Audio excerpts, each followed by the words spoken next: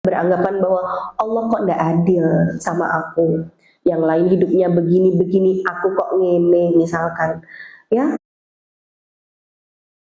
Adil tidak harus sama, tapi justru orang beriman kehidupannya berat, bentuk dari cinta dan kasih sayangnya Allah untuk kita.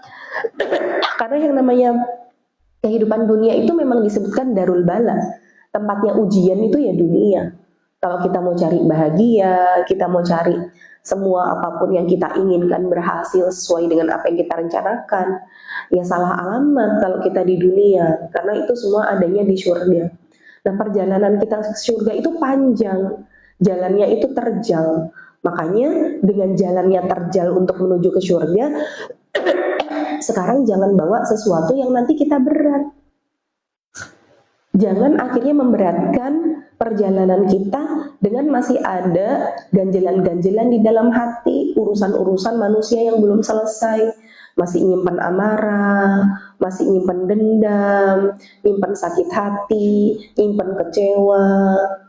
Mungkin orang lain zalim sama kita bisa memaafkan tapi nggak bisa melupakan, misalkan ya.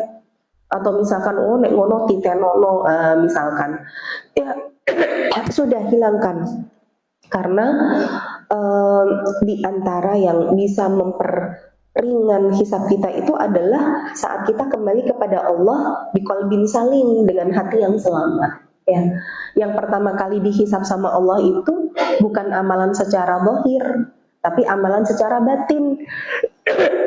Memang amalan secara zahir yang pertama kali dihisab itu sholatnya, tapi antara sholat dengan hati yang pertama kali dihisab itu hati.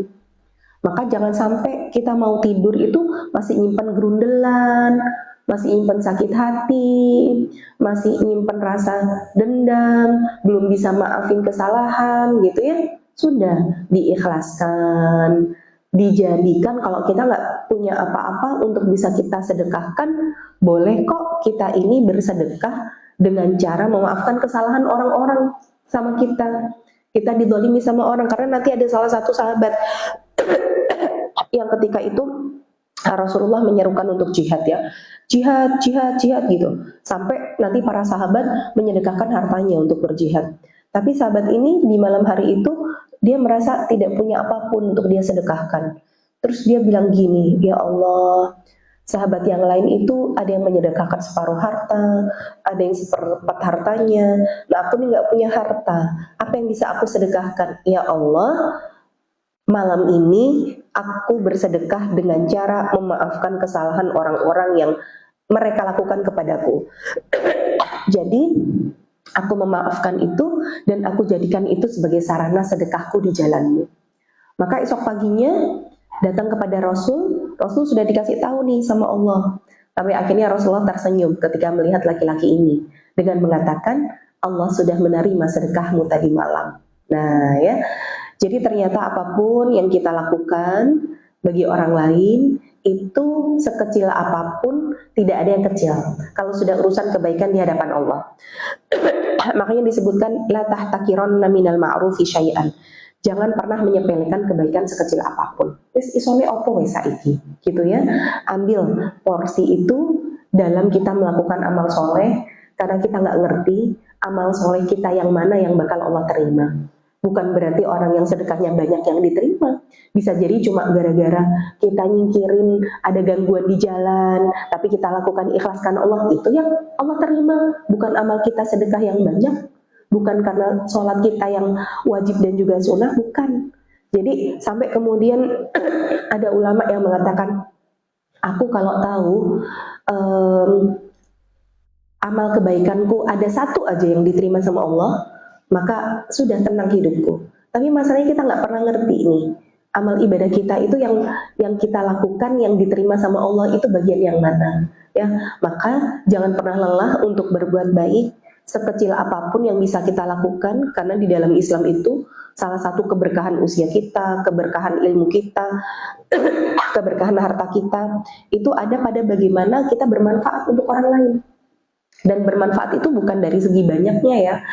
Jadi Allah tuh tidak menilai banyaknya, Kata Allah adalah bagaimana Allah menciptakan al-mauta wal hayata, kehidupan dan kematian, itu liyabluwakum ayyukum ahsanu amala. Mana di antara kalian yang amalnya terbaik, bukan terbanyak. Kita nggak banyak-banyakan, kita baik-baikan amal. Maka kalau kemudian amal kita belum cukup sempurna di hadapan Allah, itulah salah satu alasan kenapa Allah masih memberikan kita usia sampai dengan hari ini. Allah ngerti amal kita masih berantakan, dosa kita masih banyak sekali yang belum Allah ampuni. Kita dikasih bulan yang kemudian ketika kita bisa lulus jadi alumni Ramadan dengan amal kita berkualitas, diterima sama Allah, berpotensi kita seperti bayi yang baru lahir. Benar-benar tidak Allah sisakan dosa sedikit pun. Bahkan ketika di malam Lailatul Qadar, kemudian kita beribadah di situ, dan ibadah kita bertepatan dengan Lailatul Qadar, dilipat gandakan lebih dari 83 tahun. Nah, artinya Allah hanya memberikan bulan Ramadan itu kepada umatnya Rasulullah saja, tidak diberikan kepada umat selain Rasulullah. Saking cintanya Allah kepada kita. Makanya sampai didoakan kecelakaan oleh Jibril. Bagi siapa yang kemudian bertemu dengan Ramadan, falam yughfar lahu, tapi tidak diampuni dosanya. Karena ternyata banyak banget dari orang-orang hari ini yang puasa itu sekedar formalitas aja. Nah, langsung penting poso, nah gitu ya. Tapi dia tidak menjaga lisan, tidak menjaga ketikan jari, kadang masih nyindir orang, ngomongnya juga suka kadang sekebun binatang dipakai gitu ya. Bahkan sekarang itu plesetan-plesetan hewan tuh bukan cuma orang pada saat kaget, sudah menjadi hal yang kalimat familiar. Orang mengucapkan kalimat plesetan dari hewan itu ya. Maka kita tuh khawatir orang tuh sekedar puasa dapatnya lapar dan haus, tapi pahalanya rusak, pahalanya hilang semua. Karena dia banyak tidak bisa untuk menjaga hal-hal yang bisa merusak dari pahala puasa. Yang bisa merusak pahala puasa apa? Yaitu tadi, ngomong kasar, ngomong jorok, ngomong hal-hal yang bisa membangkitkan hawa nafsu, melakukan hal-hal yang tidak berguna, puasa tidur terus, yaitu pahalanya rusak juga. Puasa tapi nontonnya infotainment, ya itu juga ngerusak juga.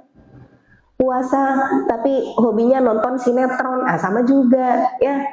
Puasa tapi dia karena saking orderannya bludak, akhirnya dia dari pagi sampai malam iktikaf di dapur. Nah, sama aja ya, karena lagi orderan kue keringnya lagi numpuk. Atau kalau orang zaman dulu biasanya tukang jahit yang benar-benar lagi full orderan gitu ya.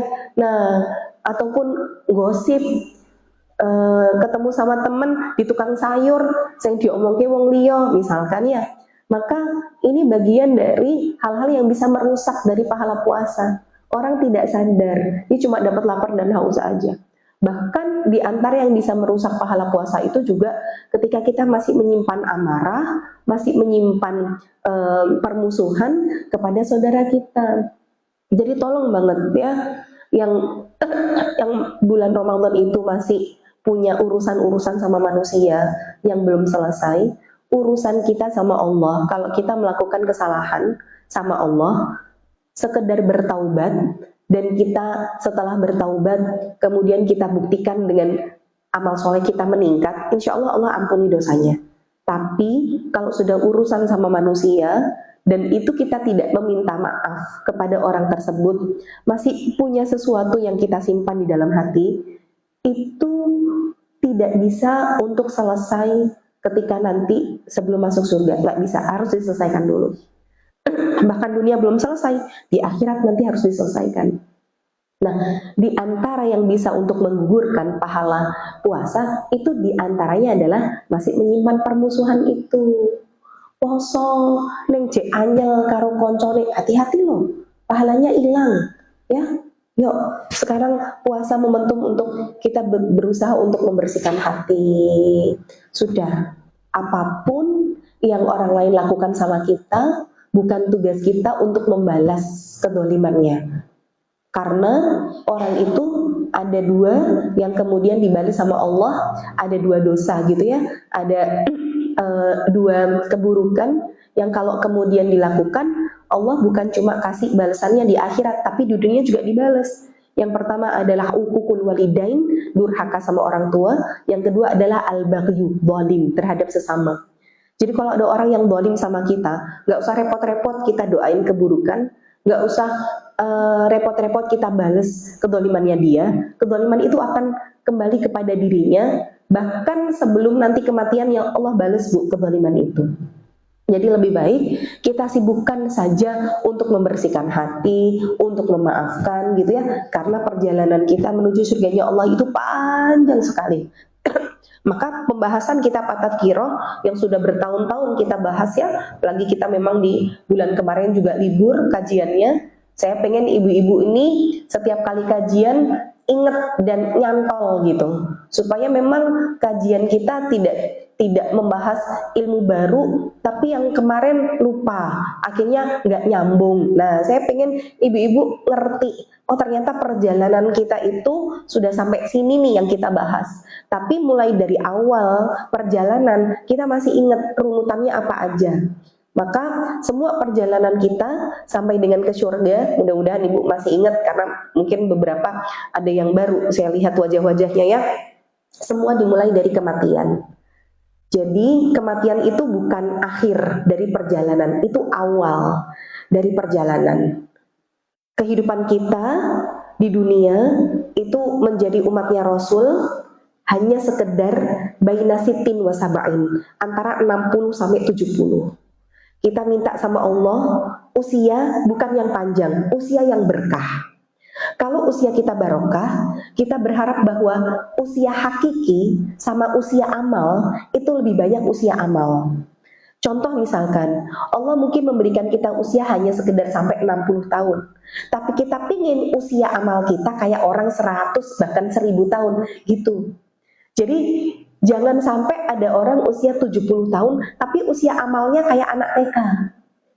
Jadi kita pengen dalam keadaan kapanpun Allah manggil kita, usia amal kita itu usia yang panjang. Maka kita sama Allah tuh udah dikasih ancer-ancer. Ini loh, sekedar baina sittin wa sab'in. Umurmu itu cuma antara 60 sampai 70. Sedangkan satu hari di sisi Allah itu 1000 tahun. Lah kalau 60 sampai 70 tahun berarti di sisi Allah kita tuh cuma hidup berapa jam, kan gitu. Makanya orang-orang kafir itu nanti ketika dibangkitkan dari kubur, mereka bilang, ya Allah, kita tuh loh hidup illa asyiyatan au duhaha, cuma sekedar dari mulai waktu subuh sampai waktu duha. Jadi memang sesingkat itu bu. Maka di perjalanan kehidupan dunia yang sangat singkat ini, jangan membawa beban yang bikin kita jadi berat perjalanan hisabnya. Apa-apa yang bisa kita ringankan di hisab, ringankan aja. Contoh apa? Hisab itu bu, semua yang kita dapatkan dengan cara yang halal dan kita gunakan untuk sesuatu yang halal atau kebaikan, itu dihisab. Jadi ibu mencari rizki dengan cara yang halal, digunakan untuk nafkah keluarga, untuk kemudian kita bersedekah, itu dihisab bu. Walaupun Allah ngerti semua harta yang kita gunakan dengan halal itu juga digunakan untuk kebaikan, tapi tetap ada hisabnya. Tapi kalau kemudian ada orang yang mungkin cari harta dengan cara korupsi, tapi dia gunakan untuk bangun pesantren, untuk mengumrohkan orang gitu ya, itu nggak dipakai hisab bu, sama Allah langsung cemplung neraka gitu. Kenapa? Karena tidak didapat dengan cara yang halal, walaupun digunakan untuk kebaikan, ataupun dapatnya dengan cara yang baik, tapi gunakan untuk sesuatu yang haram, itu juga tidak dihisab. Nah maka hisab ini berat karena pembahasan kita nanti dihisab ya. Saya bilang bahwa ibu kurang-kurangin yang bisa memberatkan hisab. Entah itu di harta, entah itu baju, gitu ya. Saya pernah sampaikan itu. Ulama mengatakan 40 hari barang yang tidak kita gunakan itu memberatkan hisab. Ibu punya baju 100 potong di lemari, terus muternya baju itu lebih dari 40 hari. Wah, kuwi hisabnya abot loh bu. Makanya saya bilang kurang-kurangin gitu ya.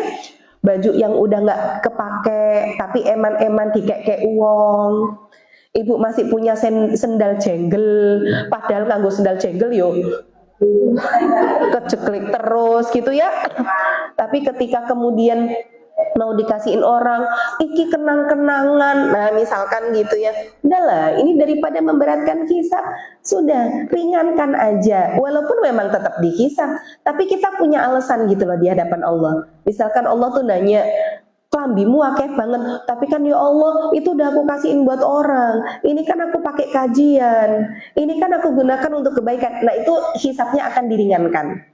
Tapi kalau cuma sekedar jadi koleksi aja, nah itu berat itu nanti hisabnya, gitu maksudnya ya. Jadi kurang-kurangin lah apa yang bisa memberatkan hisab. Coba Ramadan ini bukan cuma detox dosa, detox barang-barang ya. Mulai dari nanti buka lemari ya, mana yang sudah tidak terpakai, kemudian mulai dari merapikan barang-barang, kalau bisa sedekahkan orang lain, bisa memanfaatkan, udah kasihin orang lain aja lah ya. Nah, termasuk misalkan kita punya baju baru, ibu kalau misalkan nanti biasanya habis lebaran kan banyak walimahan ya, banyak undangan pernikahan. Kadang ibu sudah menyiapkan baju buat jagong, waking jagong kae misalkan gitu. Maka ibu saran saya supaya hisabnya ringan, pakai dulu buat sholat. Jangan dipakai buat jagong sih, sholat sih. Masuk sholat nganggo klambi broklat, lu ndak apa-apa kan pakai mukena ya. Paling enggak nanti ketika misalkan Allah tanya, tapi kan ya Allah itu pertama kali aku pakai buat sholat, nah paling enggak ringan lah hisabnya, walaupun tetap dihisab gitu ya.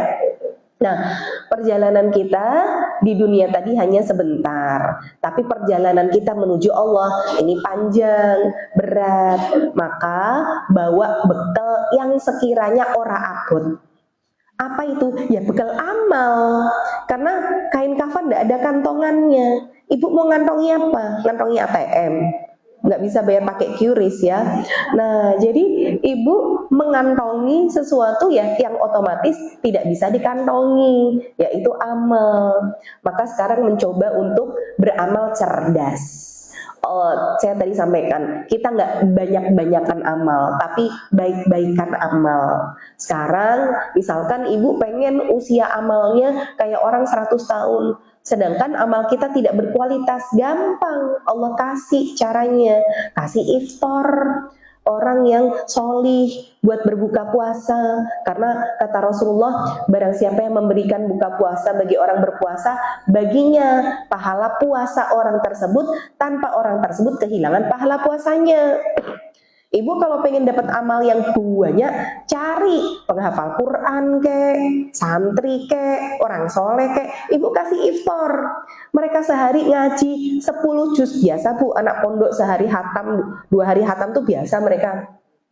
Ibu ngasih iftar mereka, pahala mereka sehari ngaji 10 juz ditransfer ke ibu tanpa mereka kehilangan pahala puasanya. Nah ini bisa kemudian mengoptimalkan amal kita yang mungkin kurang berkualitas, tapi dengan amal cerdas itu tadi kita bisa dapat tambahan pahala. Makanya coba kejar, kira-kira kita mau usia amalnya berapa. Allah sudah kasih kita bulan Ramadan, saatnya mengoptimalkan di bulan ini, gitu ya.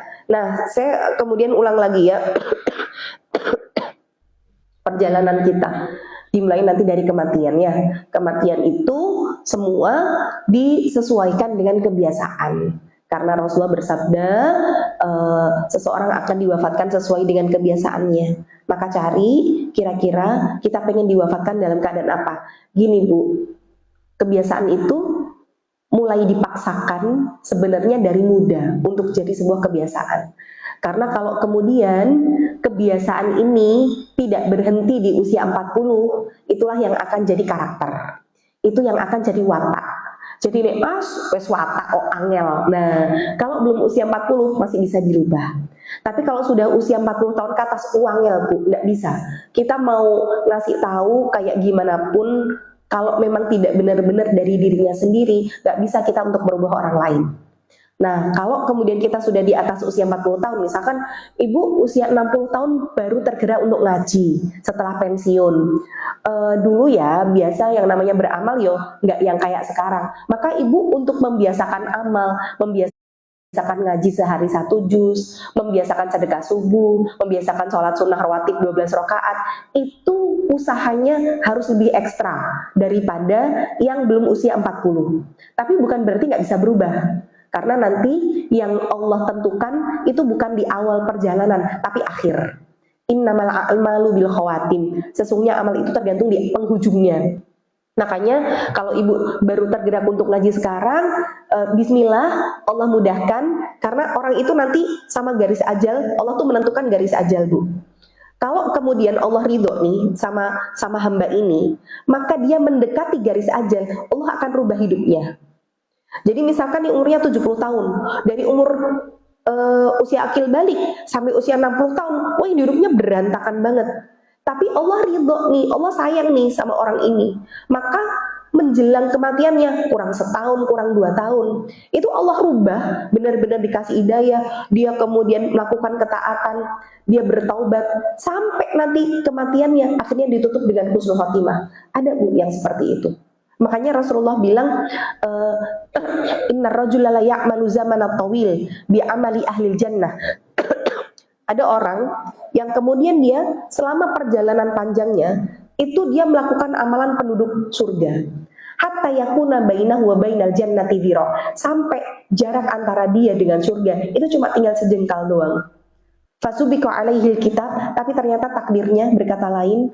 Dia coba-coba, dia akhirnya bosan. Makanya saya bilang bahwa saya pernah sampaikan ya, Syekh Shalih Utsaimin itu memberikan batasan ke kita. Kalau ibu lagi semangat-semangatnya ngaji, tetap yang namanya beribadah itu nggak boleh berlebihan. Seneng-senengnya kita lagi hijrah, itu ibu berlebihan, kabeh amal arep dilakoni, itu jangan. Bahkan kajian aja, beliau tuh sampai sampaikan sehari maksimal tuh 3 kali Bu ikut ngaji. Nek wis peng 5 ki yo kakean. Ustadznya aja paling peng 3, ibu wis peng 5, wis soleh saka ustadze gitu ya. Mulai dari subuh barokah, kajian ba'da subuh. Nanti jam 7 ada kajian lagi sampai jam 8. Jam 8 pindah lagi. Nanti jam 10 ada lagi. Siang istirahat, sore kajian lagi, bar maghrib meneh, bar isya meneh. Ini kebanyakan. Kalau kebanyakan orang itu ketika dia berada di kebaikan, salah satu strategi setan buat menjerumuskan manusia kadang bukan di titik maksiat Bu, tapi di titik rasa bosan. Orang akhirnya bosan ibadah, bosan ngaji. Akhirnya Allah, amalku ya wes akeh. Dia ngerasa akhirnya tertipu dengan dirinya. Allah aku ngaji wes ket Solo belum ada pengajian kayak gini, aku wes awalun ngaji. Nah, misalkan gitu ya. Nah, itu bagian dari tertipu gitu loh dirinya. Akhirnya bikin dia di titik dia bosen, yang tadinya coba-coba untuk melakukan kemaksiatan. Biasanya orang itu kalau kemudian dia orang soleh, dia orang yang paham ilmu agama, ketika coba-coba melakukan kemaksiatan, terjerumusnya biasanya akan jauh lebih dahsyat daripada orang yang nggak kenal agama. Makanya kalau sudah kita lagi semangat ibadah, tetap harus punya rem. Jangan semua dioyak, jangan semua dikejar. Makanya Rasulullah tuh ketika ada salah seorang sahabat yang bilang, ya Rasulullah, aku mau puasa terus, nggak mau buka. Aku mau ibadah terus, nggak mau menikah gitu. Rasul ya marah. Rasul ya bilang, aku tuh ya puasa ya aku berbuka, aku ya menikah juga gitu loh. Jadi tidak yang kemudian Allah ngasih kita 24 jam full buat ibadah terus, enggak. Ya kapan waktu buat diri sendiri, kapan waktu buat keluarga, kapan waktu buat Allah, kan begitu ya. Nah, jadi hadis tadi menyebutkan ada nih orang yang di masa hidupnya dia tuh benar-benar melakukan amalan penduduk surga, sampai jarak antara dia dengan surga garek maknyuk, tinggal satu lagi dia melakukan amalan sudah dia masuk surga. Tapi ternyata takdirnya berkata lain. Dia akhirnya coba-coba nih untuk melakukan kemaksiatan, sampai akhirnya di penghujung Allah tutup usia dia sedang dalam melakukan kemaksiatan, menjadi penduduk neraka. Begitu juga sebaliknya, ada orang yang dia menjadi penduduk neraka, melakukan amalan ahli neraka, sampai jarak antara dia dan neraka cuma tinggal sejengkal. Tapi ternyata dia berhijrah, dia bertobat, dia belum amalnya banyak. Mungkin amalnya dibandingkan dengan kita yang Islam sejak lahir misalkan banyakkan kita, tapi ternyata amal yang sedikit itu berkualitas, sehingga Allah tutup usianya dengan husnul khotimah. Jadi kita memang nggak pernah tahu akhir dari kehidupan kita ini apakah ditutup dengan husnul atau su'ul. Tapi kita bisa mengusahakan. Kita bisa untuk memilih mau dimatikan dalam keadaan apa. Jadi kematian husnul khotimah atau su'ul khotimah itu bukan serta-merta takdir dari Allah yang nggak bisa berubah. Enggak, Bu. Karena itu disesuaikan dengan apa yang kita usahakan. Karena itu bagian dari ketetapan Allah, tapi juga sesuai dengan apa yang dibiasakan oleh manusia tersebut. Makanya Rasulullah sampaikan, seseorang akan diwafatkan sesuai dengan kebiasaannya. Nah, ibu udah usia di atas 40 belum punya kebiasaan, harus memaksakan diri.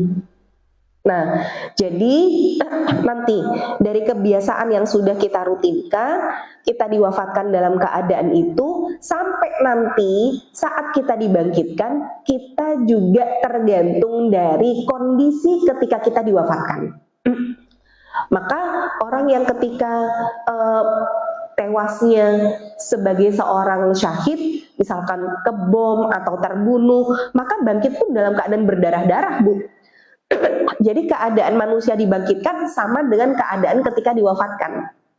Jadi orang yang meninggalnya terbunuh, dia misalkan karena berjihad tadi ya, dia dibangkitkan dalam keadaan berdarah-darah, tapi darahnya aromanya wangi kasturi. Seorang muadzin yang dia kebiasaannya adzan, maka nanti bangkit pun dalam keadaan mengumandangkan adzan. Orang yang meninggal dalam keadaan haji atau umroh, bangkitnya dalam keadaan bertalbiyah. Jadi dia berseru nanti labbaik Allahumma labbaik. Itu kalau meninggal dalam keadaan haji atau umroh. Jadi kalau ibu pengen dibangkitkan dalam keadaan baik, pastikan diwafatkan juga dalam keadaan baik. Nah itu nanti nyambung tuh, dari mulai dimatikan kebiasaan di dunia, sampai dimatikan, sampai dibangkitkan, sampai nanti pintu surga juga akan memanggil sesuai dengan amal yang sudah kita biasakan ketika di dunia. Makanya pintu surga itu ada 8. Nah 8 ini semua dibangun dengan amal soleh. Maka Allah tidak memerintahkan kita untuk semua amal kita lakukan. Mana yang kira-kira kita bisa mudah, konsisten di situ, kita biasain, kita istiqomahin. Maka nanti ada pintu puasa, pintu sedekah, pintu birrul walidain, pintu taat sama suami gitu ya, pintu zikir gitu. Jadi nanti pintu surga akan memanggil kita sesuai dengan amal yang sudah kita biasakan tadi, konsistenkan tadi. Nah, mulainya nanti dari sejak kematian, kita sudah paham ya, saya sudah bahas panjang lebar tentang bagaimana kondisi sakaratul maut ya. Jadi orang beriman itu pasti akan diberatkan di proses sakaratul maut, pasti Bu. Nggak ada orang beriman yang sakaratul mautnya gampang. Memang ketika jadi bedakan antara sakaratul maut sama nazak. Nazak itu dicabut. Jadi kalau sakaratul maut itu rasa sakit yang berlapis-lapis ketika seseorang akan dicabut nyawanya, tapi belum dicabut. Karena nanti proses cabut itu nazak yang sudah, jadi nyawa itu nanti mulai diambil dari bagian bawah, bagian kaki. Makanya saking sakitnya kondisi itu, saya mengulas sebuah hadis Rasulullah, orang beriman akan diberatkan di proses sakaratul mautnya. Kenapa orang beriman pasti berat? Karena ketika hidup di dunia, orang beriman ini pasti masih punya dosa dan kemaksiatan yang dia bawa menjelang kematian. Maka Allah ini harus punya alasan buat menggugurkan dosa kita dengan cara apa? Kita dikasih berat, kita dikasih sakit, biar oh yo, kue kelaran, oh iya kamu kesakitan pada saat sakaratul maut. Maka dengan rasa sakitmu itu, aku gugurkan yang menjadi dosamu. Nah itu alasan Allah bagi orang beriman diberatkan di proses sakaratul maut. Tapi bagi orang kafir justru sakaratul mautnya ringan Bu. Enak Bu, orang kafir itu. Kenapa? Karena ketika mereka hidup, mereka punya kebaikan yang dilakukan. Dan Allah nggak zalim, dengan kebaikan mereka itu nggak dibalas sama Allah. Tapi balasan itu dipuncakkan hanya pada saat menjelang kematian aja. Biar tidak ada lagi alasan bagi Allah untuk harus membalas kebaikannya setelah kematian. Paham ya? Berarti sebenarnya orang itu hari ini berbuat baik, itu sama Allah juga mesti dibales. Tapi bagi orang kafir, dibalesnya cukup di dunia saja. Bagi orang beriman, bisa jadi dibales dunia plus akhirat, itu yang kita harap. Ada yang dibales di dunia toh, berarti akhiratnya tidak dapat. Ada yang dibales akhirat toh, berarti dunia dia nggak dibales. Makanya kadang di dunia dia terlunta-lunta, dia terseok-seok, karena Allah mengharapkan balasan itu lebih baik untuk dia dapatkan di akhirat.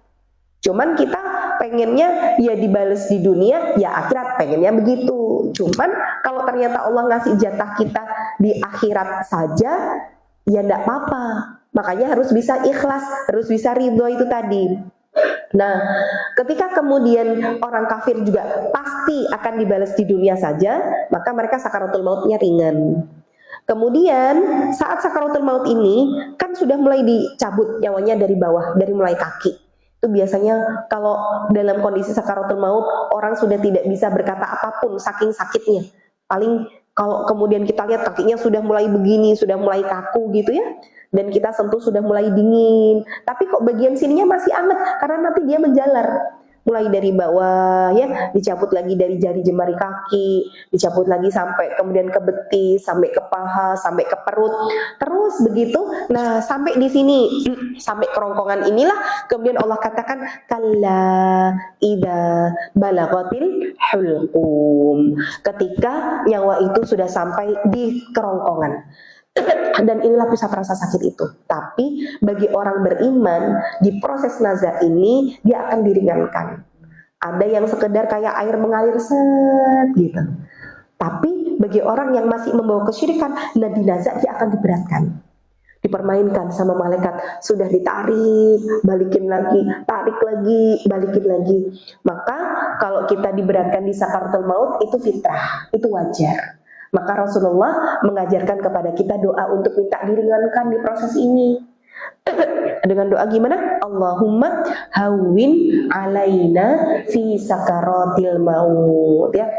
Ya Allah, mudahkan bagi kami di proses sakaratul maut.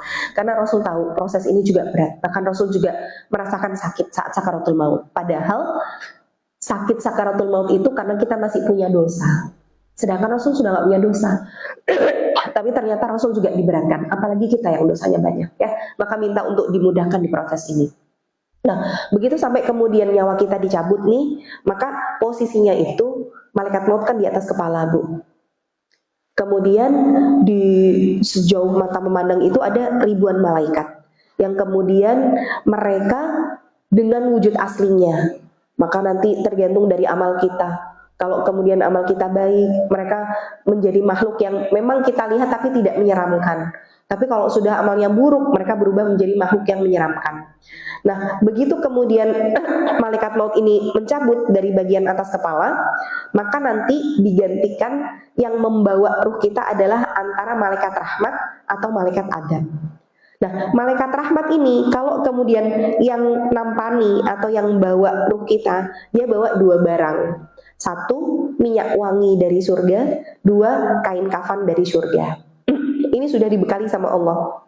Karena Allah tahu kita orang yang beriman atau tidak. Tapi kalau kemudian yang membawa ruh kita ini adalah malaikat adab, maka yang dibawa juga dua barang. Satu, kain kafan dari neraka, dan cambuk dari neraka.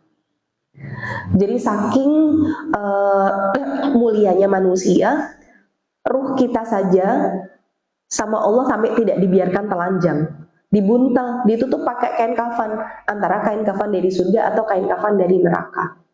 Maka kalau kita orang yang baik, begitu dicabut nyawanya, malaikat rahmat datang, kemudian nampani gitu ya, ngambil ruh kita, dibungkus pakai kain kafan dari surga, dibubuhi minyak wangi.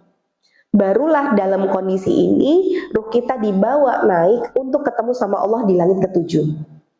Nah, perjalanan ini melewati 7 petara langit.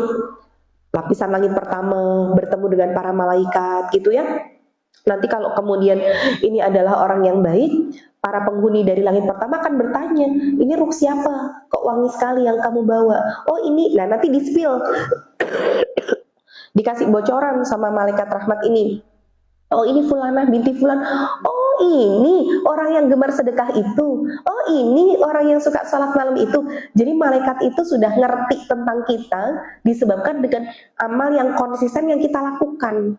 Jadi kita tuh udah terkenal di penduduk langit. Makanya saya bilang ibu-ibu, kalau hari ini nggak ada yang kenal kita di dunia, nggak masalah. Yang penting kita terkenal di hadapan penduduk langit, kan begitu ya.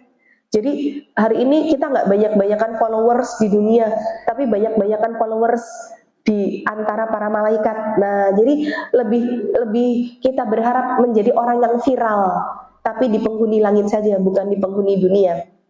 Maka saat kemudian disampaikan, oh ini adalah Fulana binti, oh assalamualaikum, keselamatan bagimu, keselamatan bagimu, ayo naik. Nah nanti sampai langit kedua juga begitu gitu ya, sampai nanti langit ketujuh.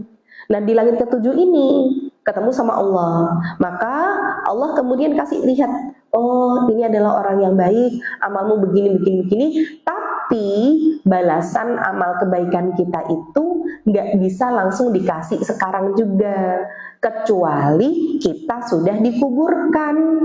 Makanya orang itu kenapa kalau ada yang meninggal, sunnahnya jangan terlalu lama dikuburkannya. Kesian, karena dia selalu kepengen ketemu sama pahala kebaikannya. Berarti kita menunda-nunda kebaikan yang Allah berikan untuknya. Maka Allah nanti katakan, oh ini adalah orang yang sholih, balasanmu begini gitu ya. Nah setelah sama Allah dikasih bocoran tentang balasan yang akan diberikan setelah kematian kita, maka Allah perintahkan lagi untuk malaikat membawa lagi turun ruh kita ini. Dibawa turun, kemudian nanti kita posisi jasad kita, kan tubuh kita itu terbagi jadi 2. Ada ruh, ada jasad. Saat kemudian kita masih hidup, yang dominan itu jasad. Tapi saat kita sudah meninggal, yang dominan itu ruh gitu ya.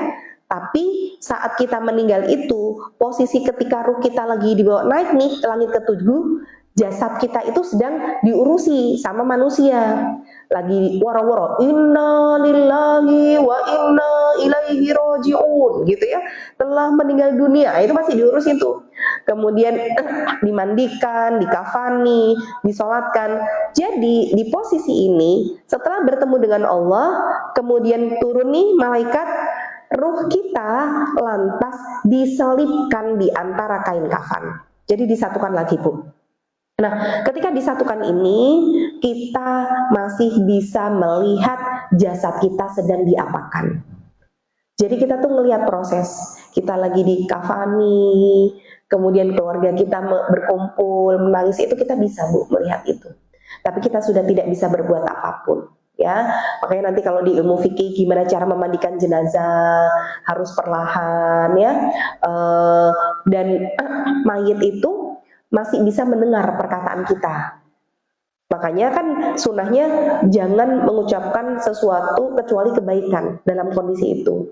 Jadi kalau dulu ya, generasi para sahabat, para ulama gitu, karena ngerti bahwa kehidupan alam barzah itu, kalau kemudian dia orang yang solih, dia akan bersama dengan orang-orang yang solih juga di alam barzah, bagian taman di antara taman surga. Dan mereka itu bisa berkumpul, bercengkrama, ngobrol, menyambut kedatangan satu sama lain. Maka yang dilakukan para ulama tuh dulu kalau ada orang yang meninggal, orang solih, itu dititipi pesan, Bu. Misalkan kayak bapak saya sudah meninggal, kemudian ada salah satu ustadz misalkan yang kondisi sakaratul maut, saya bisa bilang misalkan, Ustadz, tolong nanti kalau di alam barzah ketemu sama bapak saya, salam ya, tolong sampaikan ke bapak saya, nggak perlu khawatir, insya Allah keluarganya dalam keadaan iman dan Islam, insya Allah semuanya istiqomah, nanti ketemu lagi insya Allah di alam barzah, berkumpul lagi. Nah itu bisa, Bu, disampaikan. Maka dulu para ulama tuh kayak gitu, Bu. Jadi kalau sudah ada yang mau meninggal dunia, selain mentalkin, jadi saat mentalkin itu selain la ilaha illallah ya, kita juga memberikan orang-orang yang sudah dalam kondisi sakaratul maut itu nggak boleh diweden-wedeni. Harus, jadi dalam perjalanan kita itu kan pilar kita menuju Allah itu 3. 1, mahabbah, cinta Allah. Yang kedua adalah roja, rasa harap. Yang ketiga adalah khauf, rasa takut. Nah, Ibnu Qayyim al-Jauzi mengatakan bahwa kita itu perjalanan menuju Allah diibaratkan seperti seekor burung. Kepalanya itu mahabbah, kepalanya itu cinta sama Allah, dan kedua sayap itu yang sayap satu adalah roja, sayap satu adalah khauf. Maka nggak mungkin nih bisa menuju Allah kalau tidak tiga-tiganya ada. Kalau salah satunya aja patah, ya berarti dia nggak bisa terbang, dia nggak bisa untuk menuju Allah.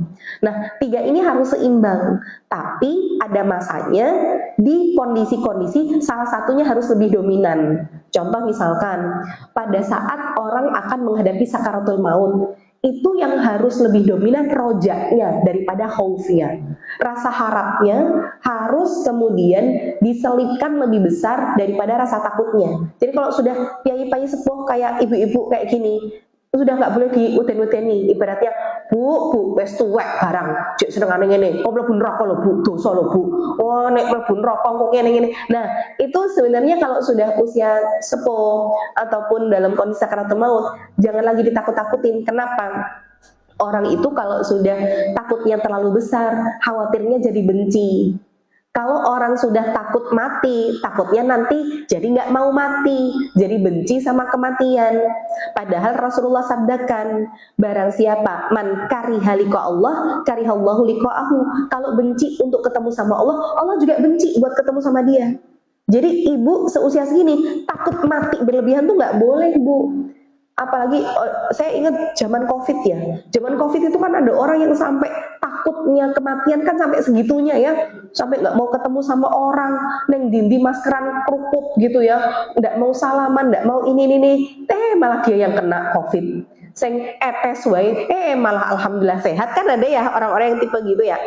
Nah, jadi takut berlebihan juga nggak boleh gitu. Maka saat menjelang ajal, rojaknya harus dibesarkan. Jadi misalkan kita mentalkin gitu ya, misalkan suami gitu, terus kita sampaikan, Pak, insya Allah Bapak orang yang solih, Bapak selama ini sudah jadi imam yang baik buat ibu, Bapak juga sudah bisa jadi panutan buat anak-anak. Bapak orang yang gemar bersedekah setiap hari, Bapak tidak pernah ketinggalan sholat 5 waktu, Bapak bahkan benar-benar ngejaga harta yang masuk ke keluarga kita hanyalah harta yang halal. Insya Allah ibu dan anak-anak ridho sama Bapak, Allah juga ridho sama Bapak. Pak, insya Allah Allah sudah ngampuni semua dosa-dosa Bapak, Allah terima semua amal ibadah Bapak. Nah itu harus digitukan Bu. Sehingga dalam kondisi itu maka dia bisa punya rasa husnudzon sama Allah yang tinggi. Oh iya, Allah sudah ngampuni dosaku. Oh Allah sudah nerima amal ibadahku. Sehingga Allah berikan sesuai dengan apa yang dia prasangkakan. Gitu ya. Jadi saat menjelang ajal, rojaknya harus dibesarkan. Tapi untuk anak-anak muda yang suka nongkrong, yang suka maksiat, itu khaufnya harus dibesarkan. Jangan dibesarkan rojaknya, rapopo, kue saiki maksiat itu gampang, tobat lah yo ditompo. Nah, itu nggak boleh digitukan kalau anak-anak muda ya. Jadi harus diweden-wedeni. Kue tiap ora kelingan mati to yo. Kok nek kue lagi ngene kae lho. Konco apa anake koncone ibu kae lho, lagi ngene wis mati, piye jala gitu. Jadi ada kalanya memang salah satunya harus lebih dominan ya. Tapi kalau dalam kondisi kita lapang gitu ya, kayak sekarang nih harus seimbang antara keduanya. Bukan nggak boleh rojak terlalu tinggi, nggak boleh khauf juga terlalu dominan. Jadi pada saat kita maksiat maka khaufnya harus lebih banyak. Tapi saat kemudian kita sakit, jadi rojaknya harus lebih besar gitu ya. Nah, jadi pada saat mentalkin sakaratul maut itu memang ada adab-adabnya. bukan cuma mentalkin, tapi juga harus diberikan rasa husnudzon. Begitu juga boleh, ini tidak wajib, boleh untuk nitip pesan itu tadi. Ya, jadi kalau nanti ketemu sama, karena gini Bu, orang yang sudah masuk di alam barzah itu dia benar-benar terputus dari kabar dunia. Jadi nggak ada yang namanya hantu gentayangan, terus arwah mati penasaran gitu ya, balas dendam, nggak ada. Kalaupun ada yang menampakkan diri itu korinnya saja, bukan berarti orang yang sudah meninggal beneran kangen sama keluarganya, misalkan gitu ya. Terus dia, kok iki masakane senengane bapak, tak masakin bapak moro misalkan gitu ya. Terus dateng gitu karena rindu masak, ada. Bahkan disebutkan di dalam ayat kalau ada yang dipengenkan dari orang yang sudah meninggal bisa hidup lagi, itu apa yang mereka inginkan, laulaan atas sodak gitu ya, seandainya aku bisa sedekah, bukan seandainya aku bisa merasakan masakan istriku lagi, nggak gitu, nggak ada ya.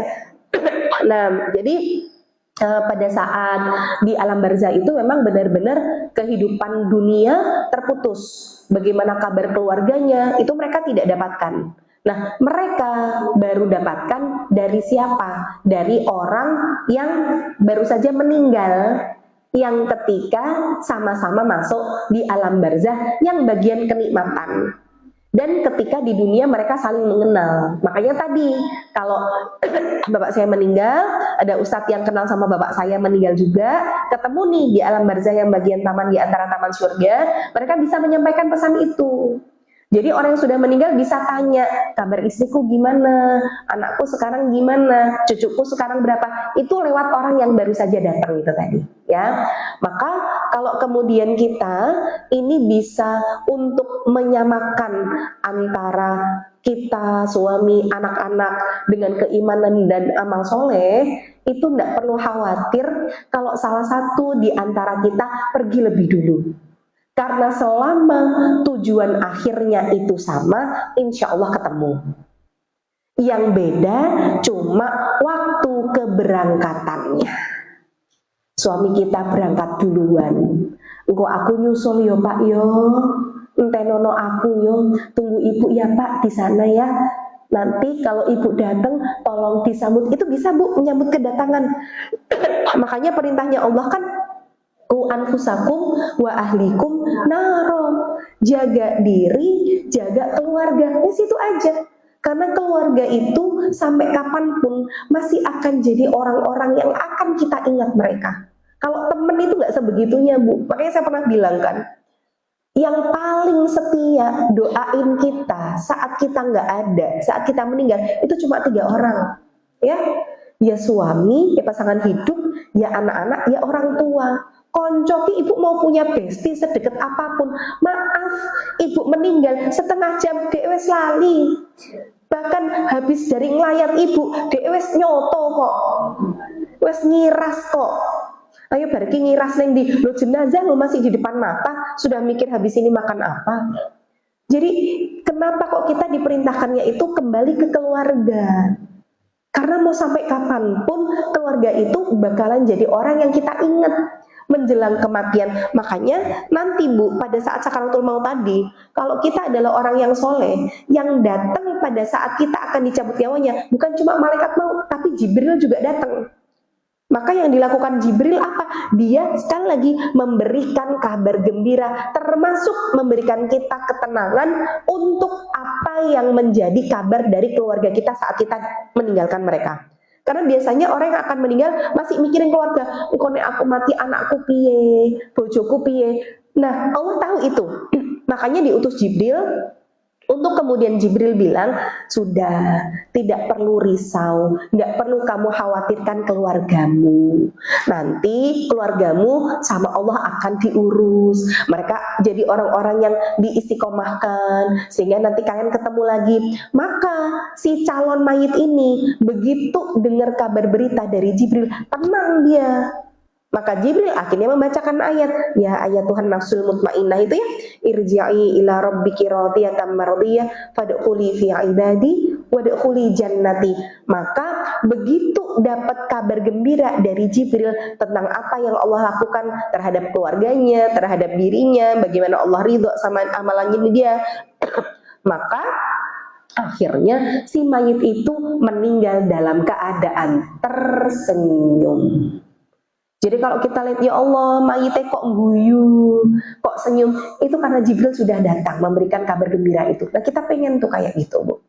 Ya, maka sekali lagi kita ini ketika hari ini berpisah dengan orang-orang yang kita sayang, hakikatnya kita nggak berpisah kok. Cuma sekedar berbeda waktu keberangkatan saja. Kalau sama-sama tujuan akhirnya surga, ya nanti di alam barzah, nggak usah di surga, di alam barzah saja ketemu.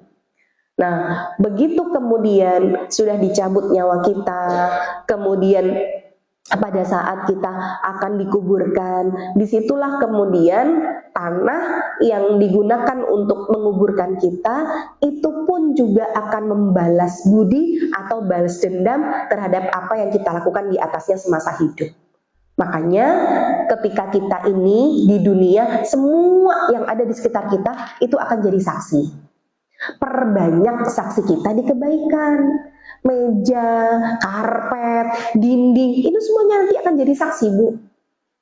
Maka ketika kemudian bumi pun tahu apa yang kita lakukan di atasnya, dia antara akan menghimpit atau meluaskan. Maka bagi orang-orang yang dihimpit di kubur itu, ulama nanti kemudian sampaikan bagaimana orang dikubur dari bagian atas. Malaikat Mungkar dan Nakir itu kan kita pernah bahas ya. Malaikat Mungkar Nakir itu kan malaikat yang dia warnanya hitam dan biru. Kemudian dia punya rambut menjuntai sampai ke tanah. Dia punya kuku panjang bisa untuk menggali lubang. Dia ketika bertanya kepada manusia, "Man Rabbuka?" Kita nih, Bu, jadi orang beriman sama Allah sudah dikasih bocoran, nanti bakalan dites di alam kubur, pertanyaannya ki opo-opo wae.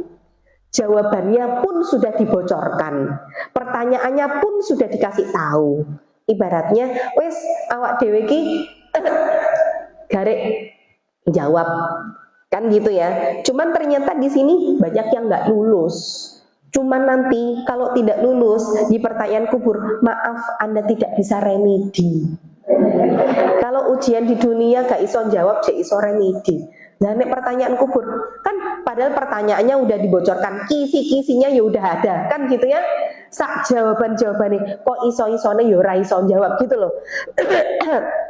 Maka malaikat Mungkar dan Nakir tadi ketika dia bertanya sama kita, suaranya itu yang menggelegar. Bahkan ketika dia bertanya, "Man Rabbuka?" itu bisa untuk meremukkan tulang belulang orang yang ditanya di kubur itu. Itu baru suaranya, Bu. Dan lebih dahsyat lagi, dia bawa palu, mitrokoh, palu godam yang sangat besar, yang kalau manusia dan jin bersatu untuk menggerakkan, ini nggak akan bisa bergerak saking beratnya. Dan ini nanti dipukulkan di antara kedua mata dari orang yang ditanya ketika nggak bisa jawab. Maka dari bagian atas Mungkar dan Nakir pukul, tuing, gitu ya. Dari bagian kanan dan kiri yang dilakukan bumi adalah menghimpit sehimpit-himpitnya. Pukul himpit, pukul himpit, pukul himpit. Sampai himpitan itu ada yang cuma jeda antara ibu jari sampai ke jari telunjuk segini dok. Dijepitnya tuh sampai seukuran gini, gitu ya. Dan setiap saatnya ditampilkan slide tampilan yang menjadi neraka tempat tinggalnya. Jadi bagian atas, kanan, kiri, depan, semuanya. Sampai kapan keadaan ini? Sampai hari kiamat tiba. Tapi bagi orang beriman, kalaupun masih ada siksa kubur, maka keadaan siksa kubur itu tidak terus-menerus bagi orang beriman. Jadi akan tetap diberikan balasan kebaikan yang dilakukan. Jadi dihapuskan dulu dosanya apa, satu, nanti kalau sudah selesai dia dikasih kenikmatan. Masih ada dosa lagi, disiksa lagi, kasih kenikmatan lagi, terus begitu. Maka kalau ternyata begitu kiamat terjadi, dosanya masih banyak, maka nanti neraka yang akan menggenapkan kekurangan dari siksanya. Tapi kalau dosanya sedikit dan siksa kubur itu sudah cukup, maka nanti dia tinggal masuk surga. Nah, dosa yang belum dihapuskan sama Allah, mungkin belum dihapuskan dengan kita bertaubat, belum dihapus dengan kita hari ini dikasih ujian, disempitkan rezeki, didolimi sama orang. Itu makanya tadi saya bilang bahwa ujian itu bagi orang beriman bukti cinta Allah. Allah nggak mau ujian kita setelah kematian itu berat. Dan kita nggak akan kuat. Makanya orang beriman di dunianya diresiki karo Gusti Allah. Ujiannya diberatkan biar nanti tinggal kehidupan alam barzahnya ringan. Makanya harus bisa memahami dulu konsep ini. Jangan terus bagi orang yang hari ini diuji sama Allah terus bilang, Allah kok nggak adil sama aku, kok orang hidupnya enak, kok aku enggak. Kalau kita ngerti ilmu ini, kita akhirnya ringan aja menjalani ujian Allah. Rapopo. Yang namanya ujian dunia itu semua disesuaikan dengan batas kemampuan. Itu sudah rumus, Bu. Berarti mau seberat apapun, ya pasti kita sanggup. Tapi ujian setelah kematian nggak ada yang disesuaikan dengan batas kemampuan. Jadi nggak apa-apa, Bu, kalau hari ini kita harus berdarah-darah, kita harus nangis gitu ya, kita harus setiap hari merengek sama Allah, nggak apa-apa. Nanti perjalanannya insya Allah akan ringan. Ya, yang lain berat, terseok-seok, wes kita tinggal mak bedem, wes gitu. Masuk surga jalur VVIP, wah gitu kan. Makanya nanti bahkan pada saat di mizan, di hisab itu, Allah bangkitkan antara ashabul afiyah sama ashabul bala.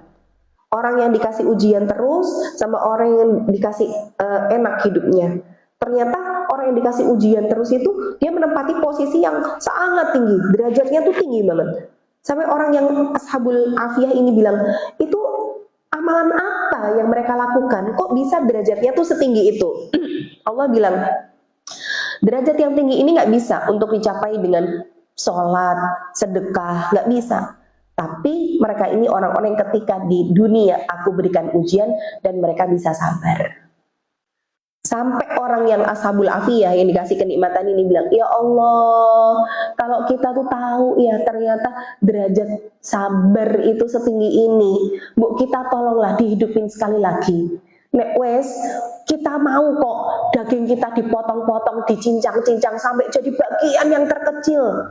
Asal engkau ridho, kita akan menjalani itu biar kita dapat derajat yang kayak gitu. Allah bilang, oh apa yang sudah jadi ketetapanku nggak bisa berubah. Nah jadi ternyata yang hari ini kadang kita merasa iri dengan kehidupan orang lain, di akhirat itu nanti orang lain yang akan iri dengan kehidupan kita.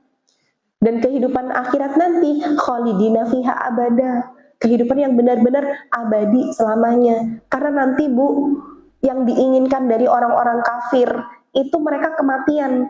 Mereka tuh pengen mati nanti. Kenapa? Ya biar siksanya itu berhenti. Tapi nanti Allah akan berupakan kematian itu menjadi seekor kambing yang besar, warnanya hitam putih, kambing kibas, lorek-lorek gitu ya. Akhirnya ketika nanti orang sudah masuk surga, sudah masuk neraka, Allah dengan tangannya menyembelih kambing ini. Dan setelah kambing ini disembelih, disitulah kehidupan khalidina fiha abada ditetapkan. Yang di surga ya selamanya, yang di neraka ya selamanya. Nah, perjalanannya masih panjang, Bu. Baru di alam barzah. Nanti alam barzah sampai dengan kiamat. Kiamat terjadi, baru kemudian kita dibangkitkan dari kubur. Bangkit dari kubur, baru kemudian kita digiring menuju padang mahsyar. Padang mahsyar kita menunggu sekitar khamsina alfasanah, 50.000 tahun.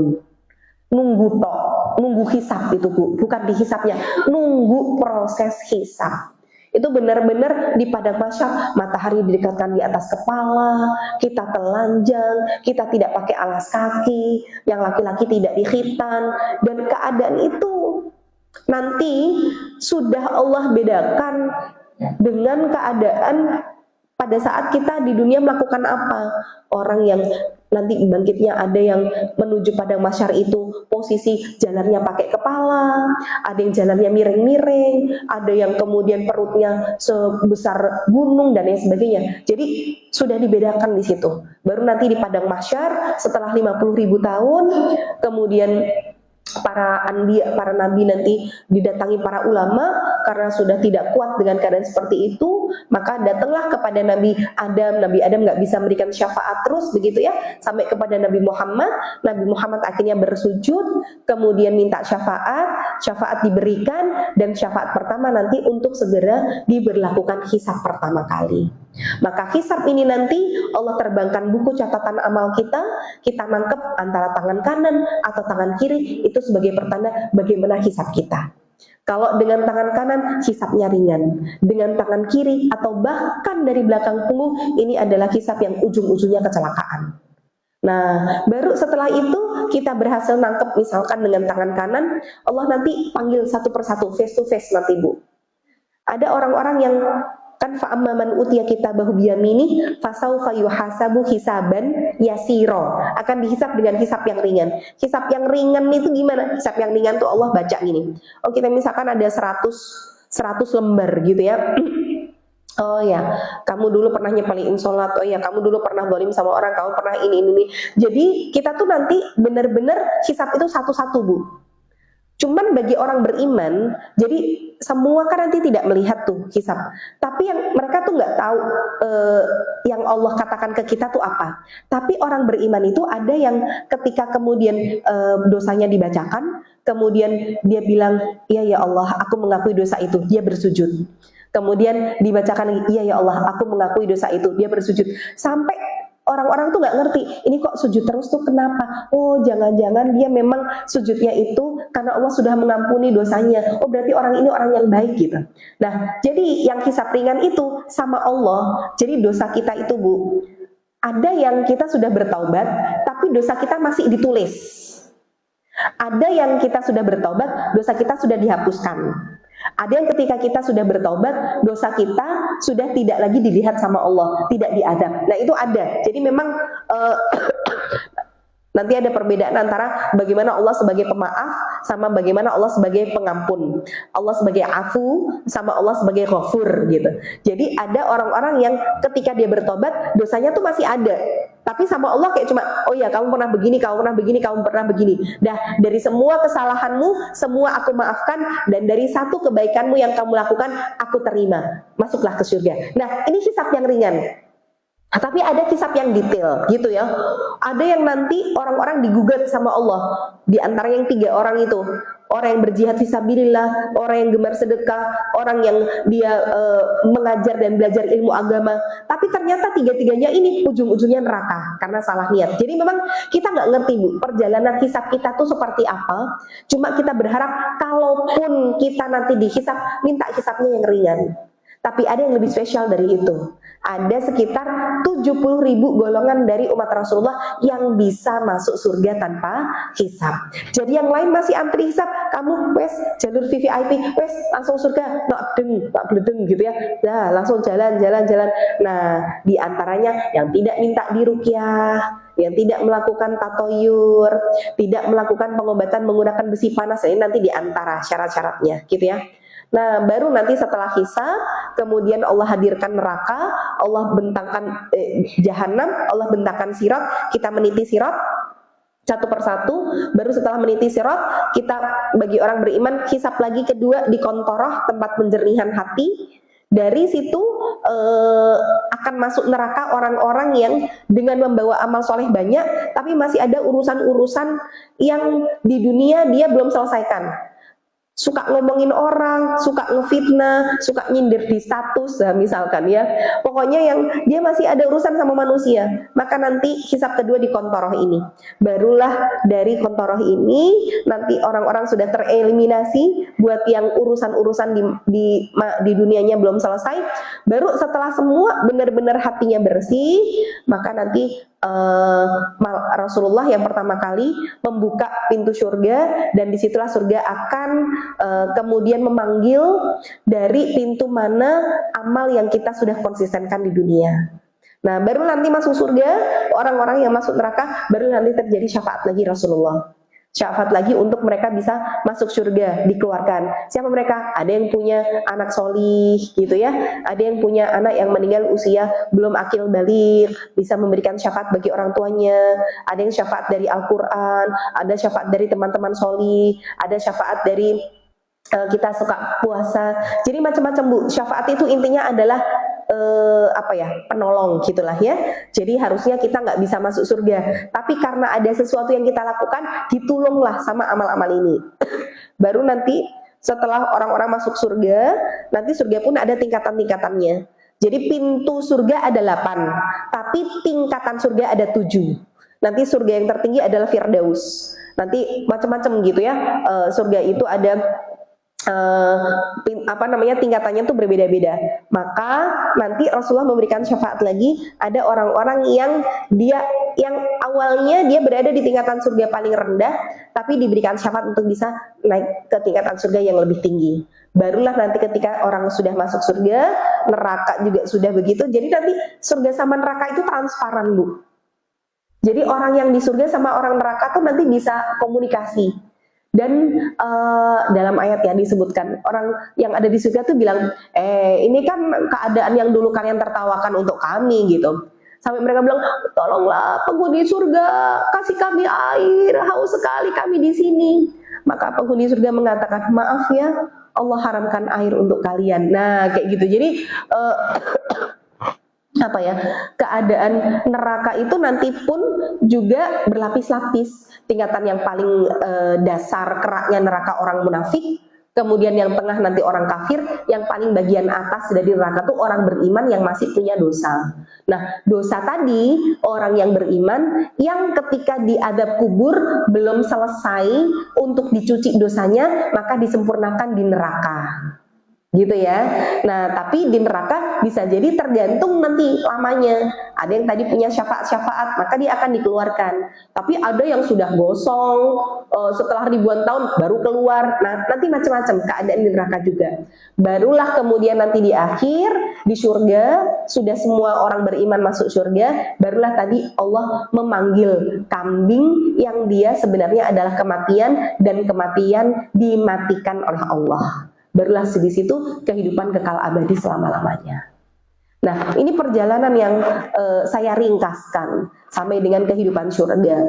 Tapi di bagian-bagian ini nanti kita detailkan. Dan kita sampai di bagian hisab ya. Bagaimana nanti hisabnya itu gimana kalau orang yang beriman nih kayak kita, ada nggak sih hisabnya yang berat, gimana caranya biar hisabnya ringan, yang ditanya apa saja, caranya gimana, setelah itu perjalanannya seperti apa. Nah ini nanti insya Allah kita bahas lagi setelah lebaran gitu ya, karena ini kajian terakhir. Kurang lebihnya saya juga mohon maaf atas kesalahan baik yang sengaja maupun tidak sengaja. Semoga Allah selalu berikan kita kemudahan untuk selalu bisa melakukan kebaikan-kebaikan ya, diterima semua amal ibadah kita, dipertemukan lagi di Ramadan berikutnya, dan setelah selesai dari Ramadan semoga Allah mengampuni dosa-dosa kita dan kita diwafatkan semua dalam keadaan husnul khotimah. Amin ya rabbal alamin. Barakallahu fikum. Kita akhiri dengan hamdalah dan kafaratul majlis. Alhamdulillahirabbil alamin. Subhanakallahumma bihamdika asyhadu an la ilaha illa anta astaghfiruka wa atubu ilaik. Wassalamualaikum warahmatullahi wabarakatuh.